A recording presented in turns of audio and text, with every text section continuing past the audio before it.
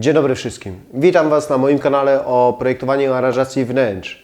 Dzisiaj porozmawiamy sobie o płytkach ceramicznych, o płytkach gresowych, o tym, jakie płytki wybrać na podłogę, do łazienki, czym one się różnią, co to jest płytka bezfugowa, fugowa, czym tak naprawdę jest gres. Zrobimy oczywiście test. Jak żeby inaczej, na to, czy takie płytki łatwo wyczyścić, czy one się plamią, czy można je uszkodzić, w jaki sposób je uszkodzimy i które łatwiej uszkodzimy. Tak? To jest ważne, żebyśmy wiedzieli, które trzeba dać na podłogę, które warto dać na taras, a które można dać na przykład na podłogę do łazienki, ale już do holu niekoniecznie. Ja nazywam się Marek Suchocki, prowadzę portal aranżacjawnętrz.com.pl i zapraszam Was na ten odcinek. Zaczynamy.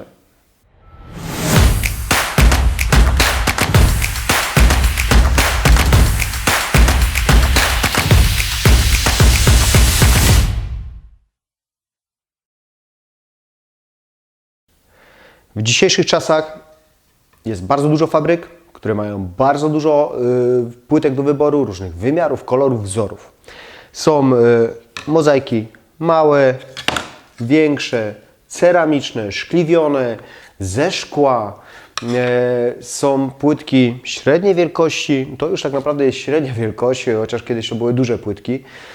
Są płytki naprawdę duże, prawie 3-metrowe. Ostatnio robiłem inwestycję, gdzie kładliśmy płytki 1,30 m na 2,60 m. Tak więc no to już są naprawdę duże formaty. Zaczniemy od bardzo popularnego pojęcia jak płytki bezfugowe. Często to słyszę, że ja, Panie Marku, ok, ale ja chcę w łazience płytki bezfugowe. Ok, tylko nie ma takich. Z guzik, prawda, to jest taki troszeczkę chwyt marketingowy. Tu chodzi o coś innego. Płytka bezfugowa to tak naprawdę to jest płytka rektyfikowana. Rektyfikowana, czyli cięta na wymiar. Jeżeli płytka jest powiedziane, że ma 39,8 na 39,8 albo 59,8 na 59,8, to taki wymiar będzie od pierwszej do ostatniej płytki miał, taki format będzie. To jest o tyle fajne, że te płytki wszystkie są równe. Druga rzecz, jeżeli braknie Wam takiej płytki, albo po roku się uszkodzi i musicie wymienić taką płytkę, to na pewno dostaniecie ten sam format. I to jest bardzo fajna i przydatna rzecz. Słuchajcie, nie ma płytek bezfugowych i nie możecie kłaść płytek, mimo że one są duże, ładne. Tutaj pokażę na tej płytce łazienkowej. Jest naprawdę fajnie, równiutko ucięta.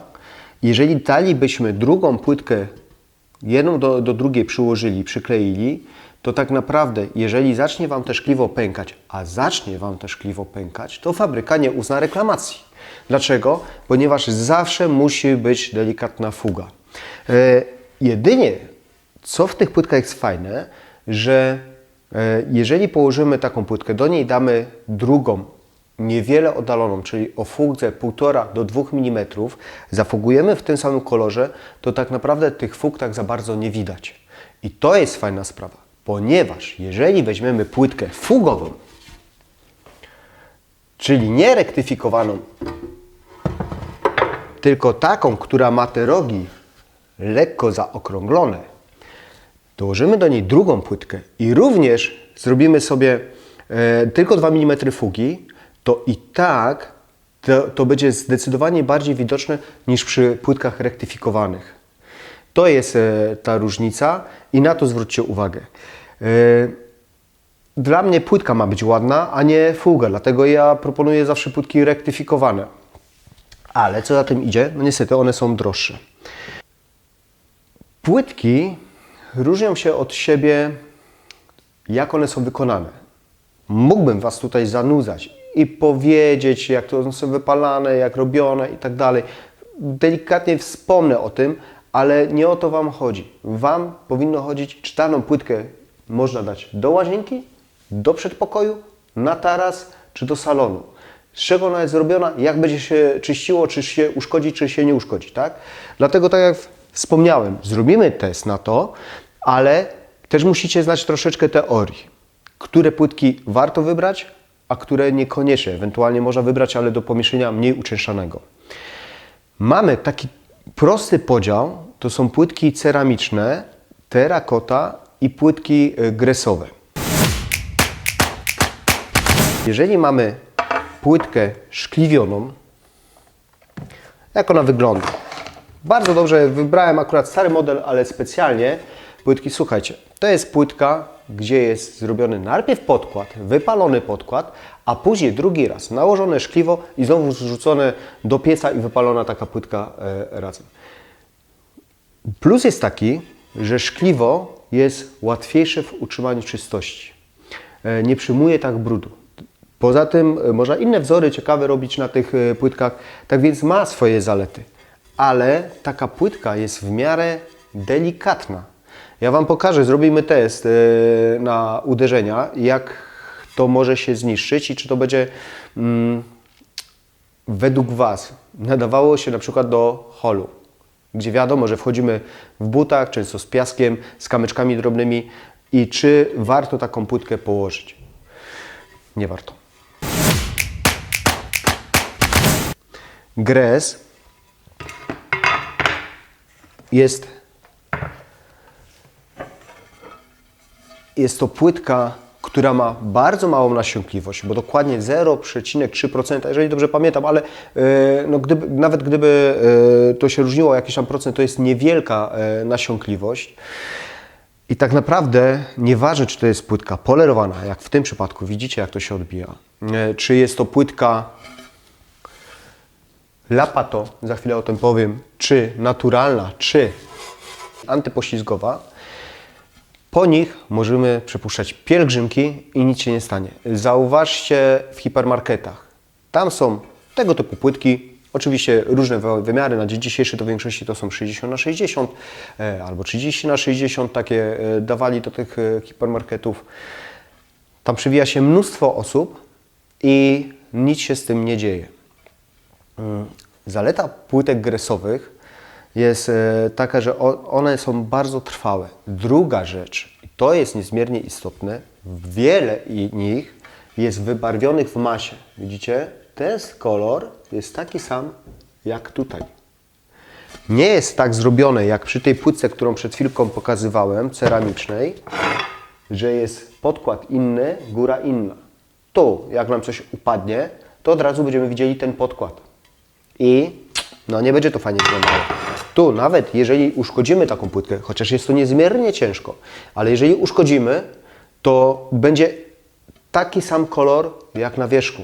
Nie będzie nam to tak podpadało. I to jest niezmiernie istotna sprawa. Powiecie, no to co w takim bądź razie warto dać na podłogę? Ja osobiście polecam gres. Czy to jest salon, zresztą mam u siebie położone kilkadziesiąt metrów płytek 60×60, gres barwiony w masie, polerowany akurat. Czy to jest salon, czy to jest hol, czy to jest jakiś korytarz, czy na zewnątrz, na tarasie, gres jest bardzo wytrzymały, bardzo trwały. Mamy, tak jak mówię, ja proponuję barwiony w masie, są jeszcze podbarwiane lub no, gres ze szkliwem, ale to łatwiej uszkodzić jest. Po prostu, mimo że to będzie mrozoodporne, ale łatwiej jest uszkodzić. Nam zależy na tym, żeby to było jak najtrwalsze, żeby to się nie niszczyło. Tu mam gres, to jest gres, ale szkliwiony. Czyli to szkliwo jest nałożone, tak jak w przypadku tamtej ceramiki. My to możemy dać na zewnątrz, bo to nie nasiąknie, ale niestety te szkliwo, nawet to widać, a później pokażę jeszcze, te szkliwo jest łatwiejsze do uszkodzenia niż tam taka płytka w całości wypalana. Do łazienki możemy dać płytkę ceramiczną, ponieważ tam wchodzimy boso, wchodzimy w kapciach, nie niszczymy tak, nie rysujemy. Tam może być płytka ceramiczna. Ale do korytarza no, już naprawdę powinniśmy dać gres, taki, który się nam szybko nie zarysuje. Płytki gresowe mogą być wykończone na 3 sposoby. Może być płytka naturalna, czyli matowa. Może być płytka polerowana, czyli taką jak pokazywałem wcześniej. I może być płytka jeszcze Lapato. Zobaczcie, to jest ta sama płytka, ale ta jest matowa, a ta delikatnie się błyszczy. Nie tak jak tamten Poler, ale jednak delikatnie się błyszczy. Jest to tylko i wyłącznie rodzaj wykończenia tej powierzchni. Tak pokrótce powiem, jak to powstaje. Jest płytka naturalna, w fabryce do tego przychodzą kamienie, zdzierają tą warstwę wierzchnią, one polerują tą płytkę i powstaje właśnie taka płytka świecąca, jasna, ładna, jak wcześniej pokazywałem. Dlaczego o tym mówię?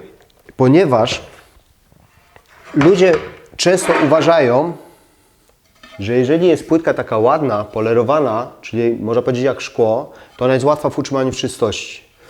Jak udowodnię Wam to dzisiaj, niekoniecznie tak jest. Płytka polerowana, tak jak wspomniałem, powstaje poprzez zdzieranie tej powierzchni warstwej i powstają takie mikropory, takie dziureczki tutaj są porobione. Przy ciemnej płytkach nieraz to widać, jak się tak weźmie pod światło. Takie delikatne dziureczki, gdzie jak wejdzie jakiś płyn, to już nie wyjdzie. To już tego nie doczyścimy. Dlatego bardzo ważną, istotną sprawą jest, że każde płytki polerowane powinniśmy zaimpregnować. I powinniśmy je zaimpregnować 2 razy przynajmniej. Zaraz po położeniu impregnujemy przed fugowaniem i później po fugowaniu. Ponieważ zdarzyło się tak, że ktoś zafugował innym kolorem, zostawił za długo i nawet ta fuga weszła w reakcję z płytką, no i już tego nie doczyścimy. Dlatego pamiętajcie, każdą płytkę polerowaną trzeba zaimpregnować. Jedna bardzo ważna sprawa. Pokażę Wam, to akurat dzisiaj odkryłem, jak brałem tą płytkę ze swojego magazynu. Ta płytka rok czasu leżała u mnie w pomieszczeniu dosyć wilgotnym. I mam nadzieję, że to będzie dobrze widać. Zobaczcie, jak tutaj wyszła już pleśń. Widzicie? I o czym to świadczy?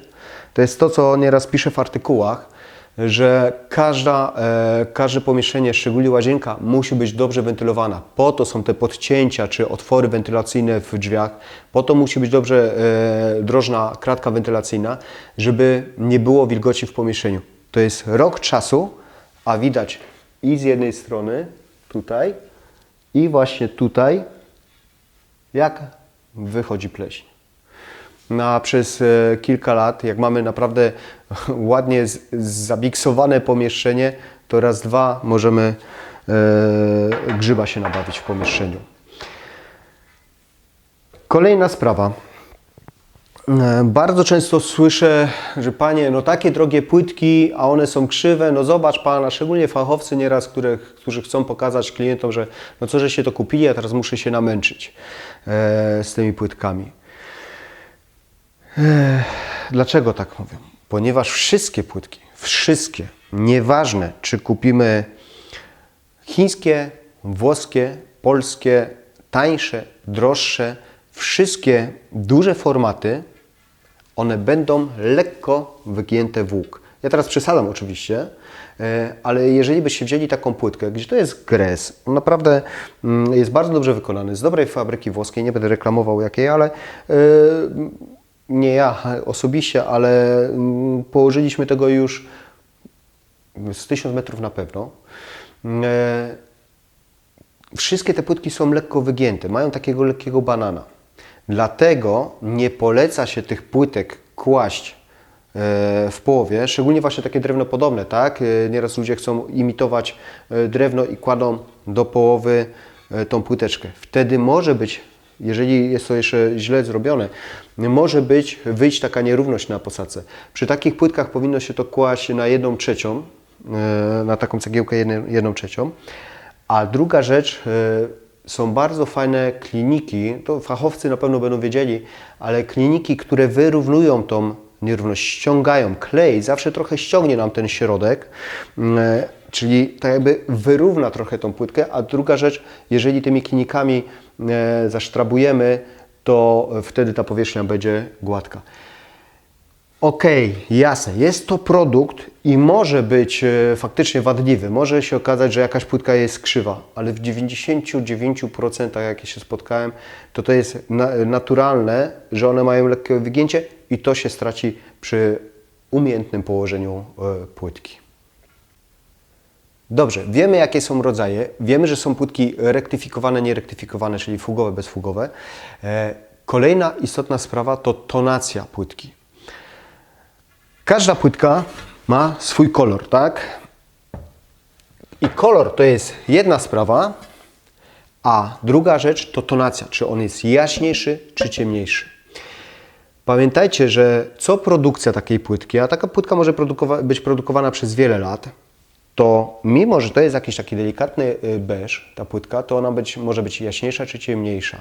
To wystarczy, że będzie trochę inny piasek, inna glinka, troszeczkę inny stopień w piecu i już to będzie się różniło. Dlatego bardzo ważne, abyście zostawili sobie z każdej płytki, jaką przyklejacie, pudełko, bo na tym pudełku pisze coś takiego jak ton i kal, czyli tonacja i kalibracja. Tonacja to jest nic innego jak numer tego koloru, a kalibracja to jeżeli nie jest płytka rektyfikowana, czyli właśnie ta z zaokrąglonymi rogami, to tam będzie dokładny wymiar danej płytki. Zostawcie sobie, choćbyście mieli to trzymać przez wiele, wiele lat, kawałek tego pudełka z tym napisem, a uwierzcie mi, że czasem się to przydaje. I ostatnia sprawa, o której powiem przed wykonaniem testu. Słuchajcie, ja wiem, że w dzisiejszych czasach większość z Was robi projektu z projektantem. Zobaczycie te płytki, jak one wyglądają na żywo, na wizualizacjach, ale bardzo ważną sprawą jest, abyście daną płytkę wzięli, najlepiej zobaczyli w sklepie i zabrali ją do domu, ponieważ u Was inaczej światło pada, inaczej to będzie wyglądało na wizualizacji, inaczej to będzie wyglądało w sklepie, a jeszcze inaczej może to wyglądać u Was w domu. I się okaże, że ta płytka, podoba Wam się ten odcień płytki, podoba Wam się i na wizualizacji i w sklepie, ale w Waszym pomieszczeniu już to nie wychodzi tak idealnie. To jest zawsze jakieś złudzenie takie optyczne, oko potrafi nas oszukać, a druga rzecz, tak jak mówię, no, inne macie pomieszczenie, inaczej światło pada i warto zawsze ze sklepu wypożyczyć sobie taką płytkę, abyście później nie narzekali. Dobrze, podsumowując, na co należy zwrócić uwagę? Trzeba zwrócić uwagę przy wyborze płytek, czy jest to gres, czy jest to ceramika. Jeżeli chcemy położyć płytkę do środka, do salonu korytarzu, najlepiej gres barwiony w masie. Może to być płytka polerowana, lapato, matowa, jaką sobie życzymy. Jeżeli chcemy położyć płytkę do łazienki, jasne, może to być i gres, ale może być to płytka ceramiczna, szkliwiona, może być to terakota. Na zewnątrz tylko gres, może być terakota i ja mówię tylko gres, bo jest to po prostu pewniejsze. Warto pomyśleć, aby to był gres antypoślizgowy R9, R10. To są do R12, ale to już nie ma sensu, bo to też wtedy jest trochę trudniejsze w utrzymaniu czystości. Słyszycie? To jest bardziej chropowata. Tutaj tego nie słychać, a to słychać. Warto pomyśleć o płytce antypoślizgowej na taras, na balkon. I jeszcze jedna taka sugestia. Nieraz ludzie mówią, że Panie Marku, ta płytka mi się podoba, to jest płytka ścienna i ja ją sobie położę też na podłodze w łazience. Tam nikt nie będzie chodził w butach, my jesteśmy ostrożni i na pewno ona długo wytrzyma. Nie wytrzyma. Nie wytrzyma długo, to jest płytka ścienna. Każdą płytkę podłogową możecie dać i na podłogę, i na ścianę, ale na odwrót już nie. Jeżeli jest płytka ścienna, tylko na ścianę, bo niestety ta góra może się zniszczyć i pewnie się zniszczy. Ok, przechodzimy do testu. Pokażę Wam, czy daną płytkę łatwo, czy niełatwo uszkodzić i czy łatwo, niełatwo daną płytkę wyczyścić. To zaczynamy. Wykonując ten test, chcę Wam pokazać, czy przy normalnym użytkowaniu takim w domu natrudzicie się przy danej powierzchni płytki, czy niekoniecznie. Czy ona szybko się uszkodzi, jeżeli coś na nią upadnie, czy lekko ją zarysujemy, czy niekoniecznie. Przeprowadzę test na takie normalne środki, jak Kawa, wino, woda. Często słyszę, Panie Marku, jak ta płytka się plami. Bardzo łatwo zostają plamy po zwykłej wodzie, szczególnie na ciemnych płytkach. Zobaczymy. Przeprowadzę, zostawimy to na jakieś kilka godzin i zobaczymy, czy takie plamy powstaną, czy nie powstaną. Mówicie, Panie Marku, no spadł mi nóż i już jest dziura. No, co to za płytka? Co to ten? To musi być jakiś trzeci gatunek. Niekoniecznie. Dobrze, robię test. Na ten moment rozpoczniemy od uderzeń w daną płytkę i zobaczymy, czy coś się z tym będzie działo. Zaczniemy od gresu Lapato, czyli z tym szkliwionym takim pół polerem. Nic się z tym nie stało. Nie jest zarysowane. Gres szkliwiony. Jest ok. Gres antypoślizgowy. Rysuje, nawet pod ręką zeszło. Rysuje się jak ołówek. Gres polerowany. Nic temu nie ma. Nie rysuje się. Płytka ceramiczna szkliwiona. O! I już jest. Jeszcze raz może. Chociaż boję się, że to pęknie zaraz.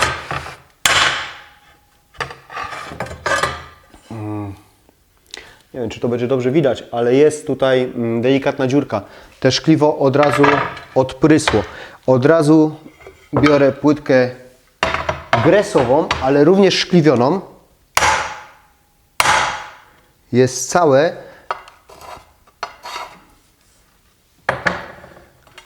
Przy czym pokażę Wam jedną sprawę. Teraz powiedzmy, że mi coś upadło i nic się nie stało, ale jest tutaj, widzicie, ruszek uszkodzony. Wystarczyło, że lekko dotknąłem, no leciutko mi upadła ta płytka i już było uszkodzenie. Teraz weźmiemy bardzo popularną w łazienkach płytkę. Płytka szkliwiona, czarna. Jest taka delikatna dziurka, ale nie widać za bardzo. No, kolejny raz i porysowała się ta płytka. Porysowała się. Nie wiem, czy będzie widać. Są takie delikatne ryski. I gres naturalny jest cały. Dobrze, słuchajcie, tak naprawdę większość płytek, tak jak zresztą przewidywałem przy gresie, jeżeli coś nam spadnie, to nie jest ciężka rzecz, tak? Jeżeli coś nam spadnie delikatnie, zazwyczaj się nie uszkodzi. Zazwyczaj, no bo to wystarczy, że będzie źle przyklejona lub niefortunnie nam coś upadnie i może powstać jakiś odprysk. Dlatego warto wtedy, żeby to była płytka gresowa barwiona w masie. Ale zobaczymy, co będzie, jeżeli poplamimy sobie taką rzecz. Ja przygotowałem sobie tutaj wino, kawę i wodę. Mam waciki nasączone. Pozostawiam to, kładę na każdą próbkę. Teraz wino, płytka szkliwiona.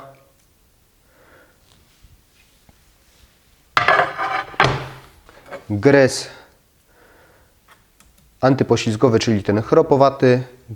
Gres polerowany. Wspomnę jeszcze o jednej bardzo ważnej rzeczy, bo powiedziałem, że każdy gres polerowany musi być impregnowany, ale tak samo płytka Lapato, czyli ta w półpolerze, musi być zaimpregnowana. Dobra. Teraz kawa. No.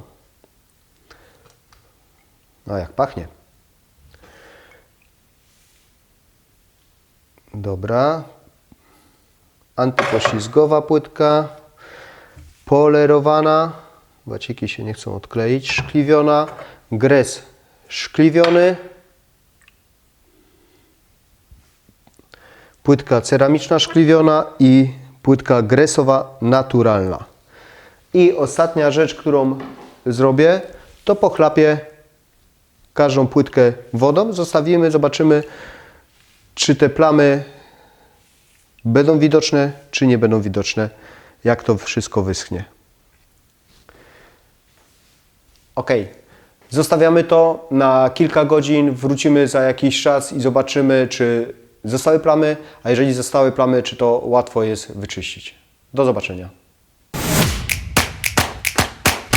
Witam Was po 8-godzinnej przerwie.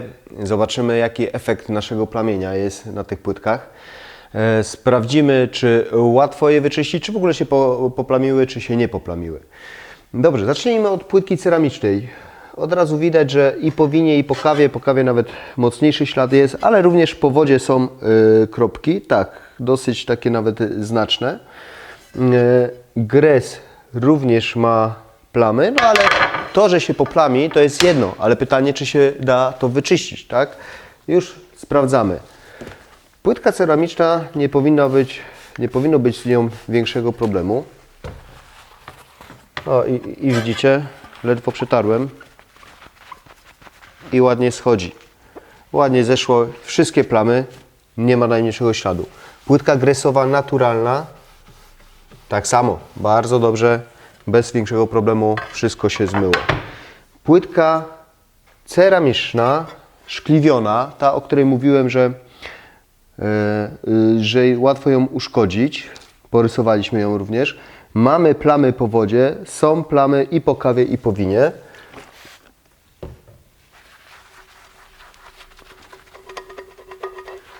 Lecz nie było problemu ze zmyciem. Trochę tutaj przysechł ten wacik, trzeba zetrzeć, ale jest ładna i czysta. Dobra, gres szkliwiony. Gres, tak jak wspominałem, jest bardzo wytrzymały, przy czym pytanie, czy zejdzie z niego brud, bo jest wszystko. I kawa, i wino, i plamy po wodzie. Nie ma najmniejszego kłopotu. Lekko przetarłem, ładnie wyczyszczone. Ale gres polerowany, o który się tak naprawdę obawiam, bo tak jak wspominałem, gres polerowany należy impregnować. Ten nie był zaimpregnowany. Widzę tutaj ślady, wy raczej nie będziecie widzieć, ale są dosyć mocne ślady po wodzie, czyli zwykła woda i zostają plamy. Tak samo na czarnym, tak samo na jasnym. Ludzie często mówią, że na czarnym bardziej widać, na jasnym bardziej widać. I na jednym, i na drugim. Dobrze, sprawdźmy, czy możemy to doczyścić.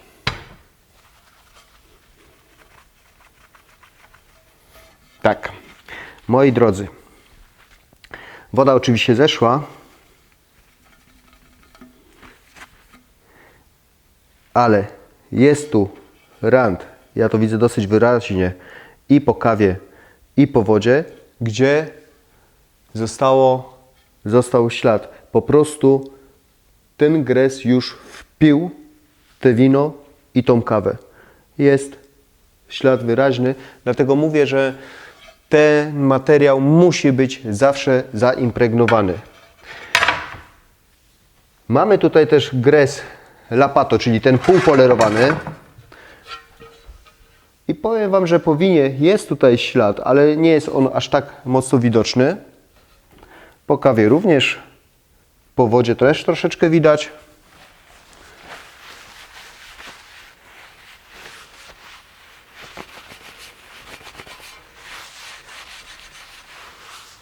Zmyłem. No, został rand tutaj, ślad po kawie. Nie wiem, czy to widać, ale jest bardzo delikatny ślad. No i to jest to, co mówię cały czas. Jeżeli jest płytka polerowana czy półpolerowana, to na pewno będzie taki ślad, jeżeli nie zostało to zaimpregnowane. A tu mamy płytkę gresową, antypoślizgową, czyli tą chropowatą. Oczywiście plamy widać. Można je wyczyścić. No ale jak to można było się też spodziewać, trzeba troszeczkę więcej siły użyć. Ale zeszło, a to jest najważniejsze, tak? Że można doczyścić. I tu jeszcze mam gres szkliwiony. Nie wierzę, że tu będzie jakikolwiek problem z tym, żeby to wyczyścić. Jest ona lekko chropowata, bo ma strukturę drewna i schodzi, ale słuchajcie, przy okazji zobaczymy tą pleść, tak? Jeżeli tutaj mam, czy zwykłym takim płynem mogę to... Tak, schodzi, ale nie jest już to takie łatwe. Myślę, że musiałbym wziąć szczotkę i wyszorować. Tak, bo pod paznokciem troszeczkę schodzi. Jaki efekt mamy po tym teście? Na pewno płytki szkliwione łatwo jest uszkodzić, mogą się zarysować, mogą się obić, ale łatwo je też wyczyścić. Dużo lepiej schodzi niż z gresu strukturalnego czy szkliwionego. Gres polerowany, barwiony w masie jest bardzo wytrzymały. Nawet jak nam coś spadnie, to nie powinno się nic uszkodzić, ale jeżeli jest niezaimpregnowany, to po takiej, tak jak tutaj miałem 8 godzin zostawione plamy, no nie doczyścimy tego. Tak więc trzeba zaimpregnować, no a najlepiej w ogóle z takiego gresu szybko zmyć daną plamę, no żeby nie wpiło nam to. Mam nadzieję, że pomogłem Wam w wyborze. Będziecie wiedzieli, co położyć na ściany w łazience, co na podłogi w salonie czy w holu, no oczywiście i na tarasie. Jeżeli tak, to będę wdzięczny za kliknięcie subskrybuj, łapkę w górę, a jeżeli macie jakiekolwiek pytanie, to tak jak zawsze zachęcam do komentarzy.